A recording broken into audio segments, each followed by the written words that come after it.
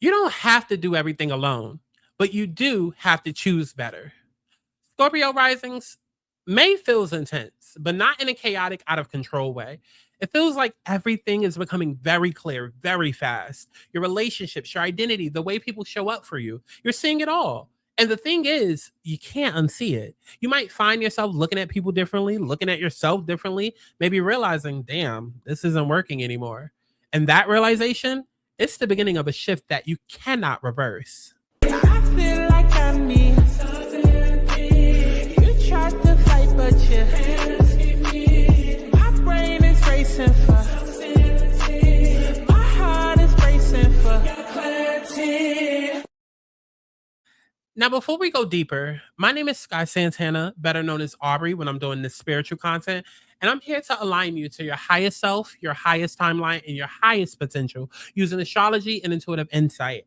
And I need you to understand something clearly. This reading is based on your rising sign because your rising sign determines your houses. And that's how these transits actually show up in your real life. So this is most accurate for Scorpio risings. If you're watching for your sun or your moon, you can still listen, but just know that it's not going to hit as specifically as your rising. So this reading, general.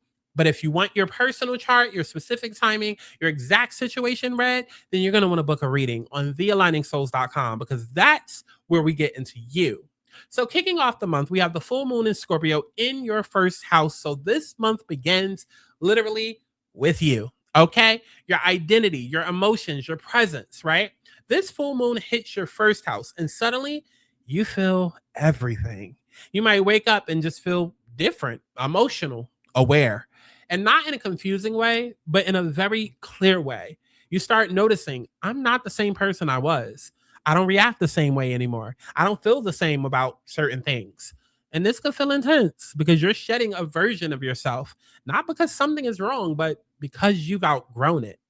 Now, May 2nd, Mercury enters Taurus in your seventh house of relationships. So your focus now shifts to your relationships. Mercury entering your seventh house, and now you're analyzing people, you're observing dynamics, you're thinking about what's actually happening between you and others. You might notice how people communicate with you, how they show up, what they say versus what they do. And then something becomes clear. Not everybody is meeting you where you are. May 6th, things go deeper into your foundation, okay? Because Pluto goes retrograde in your fourth house, and this is home, family, emotional roots. And so you might start realizing patterns you learned growing up, emotional behaviors that come from your past, why you respond the way that you do in relationships. And now it's like, damn, because you get it. And it's not surface level healing, this is root level awareness. Now, on May 16th, we have a new moon in Taurus in your seventh house, and this is a relationship reset. This new moon lands in your seventh house and something shifts. You start deciding, I want better connections. I want something real. I'm not entertaining surface level bullshit anymore, right? This is where you start setting new standards, right? Not just in love, but in all one-on-one relationships. Now, May 17th and the 20th, we have a Gemini activation happening in your eighth house. So this is when your emotions deepen. Your eighth house activates, and now you're feeling like, damn, what's really going on? Because you're processing feelings, you're thinking about trust, you're considering vulnerability, right?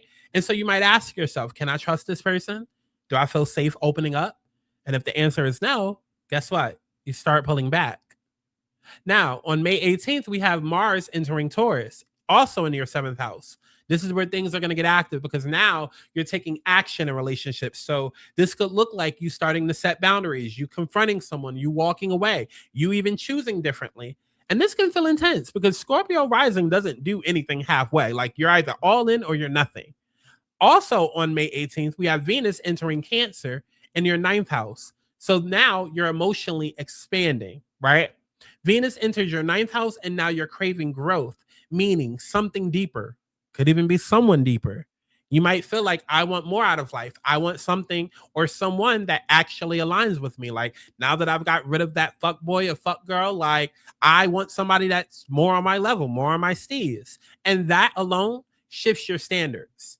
Now, ending off the month on May 31st, a full moon in Sagittarius in your second house, you're going to get clear on your value, right? Because the second house is all about value, money, finances, self-worth. And so, with the full moon hitting your second house, now you are seeing what you're worth, not just financially, but emotionally, energetically. And you realize, yo, I've been settling for less. Okay. So, Scorpio risings, here's your final message, right? A leg up. You don't have to do everything alone. But here's the key: you need to choose the right support, because some of you have been over relying on the wrong people or refusing help entirely. And neither of those things are aligned. This month is teaching you how to receive support, how to accept help, and how to align with people who actually uplift you.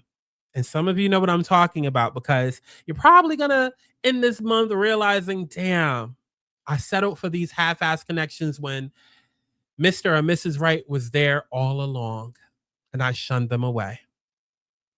Yeah.